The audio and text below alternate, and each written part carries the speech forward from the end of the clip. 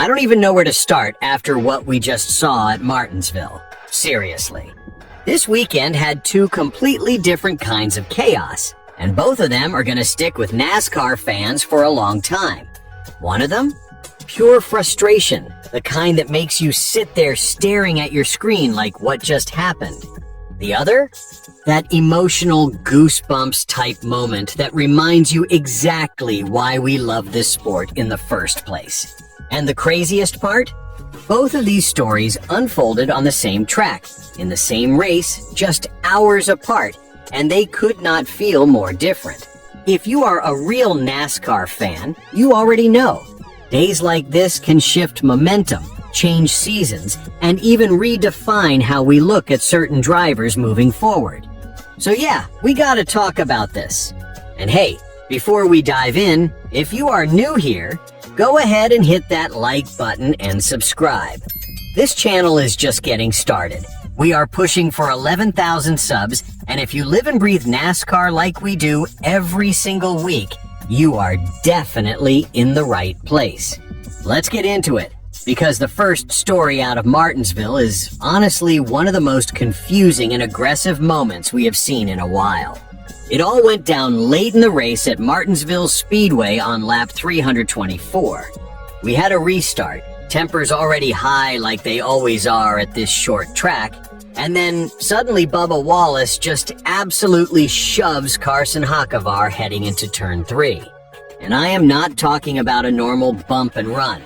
I am talking multiple hits. Wallace gets into the back of Hocevar's number 77 Chevrolet once, then again, and then just drives straight through him. Next thing you know, the whole field behind them has nowhere to go. Massive pileup. Cars stacking up down the front stretch. A huge chunk of the NASCAR Cup Series field taken out in seconds. And here is the thing that has fans scratching their heads. When you look at the replay, Hocevar did not really do anything that screamed retaliation worthy. Yeah, they went 3 wide earlier into turn 1, and Wallace clearly did not like that, but this felt like a huge escalation. Even Wallace admitted it afterward in his interview with Jamie Little on Fox Sports. He said, "I misjudged. I did not mean to turn him." He mentioned that earlier moment going 3 wide, but still, he owned that he got it wrong in the center of the corner. But the damage was already done. Hocevar somehow salvaged a 15th place finish, which is honestly impressive considering he got hit like that. Meanwhile, Wallace, total disaster. Wrecked car, done for the day, finishes 36th with a DNF. And this is where it really starts to hurt if you are a Wallace fan. That is now back-to-back finishes of 34th or worse. Just a couple weeks ago, he was sitting second in the point standings. Now, he leaves Martinsville all the way down in 11th. That is not just a bad day. That is a massive momentum swing early in the 2026 season. After the race, you could hear the frustration in his voice. He talked about how much expectation they had coming into one of his favorite tracks, with Hardee's on the car, and how they just did not show up when it mattered on Sunday, even though they can look fast in practice. And honestly, that part hits, because we have seen that pattern before. Speed early in the weekend, but it just does not translate when the race gets real. The good news for Wallace, the timing. The Easter break is coming up, and that might be exactly what this team needs to reset mentally before heading to Bristol Motor Speedway on April 12th.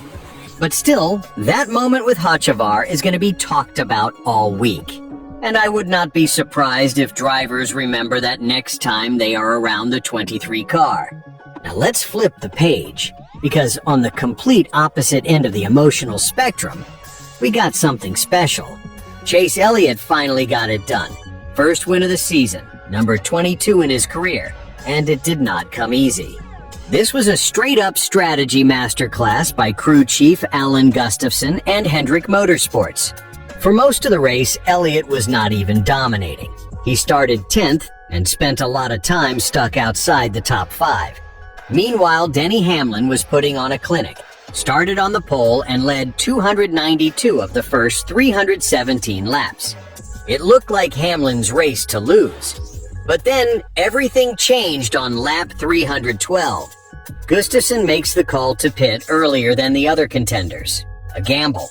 The kind of call that fans love when it works and question like crazy when it does not. And this time it worked perfectly. When the caution came out, Elliott suddenly had track position.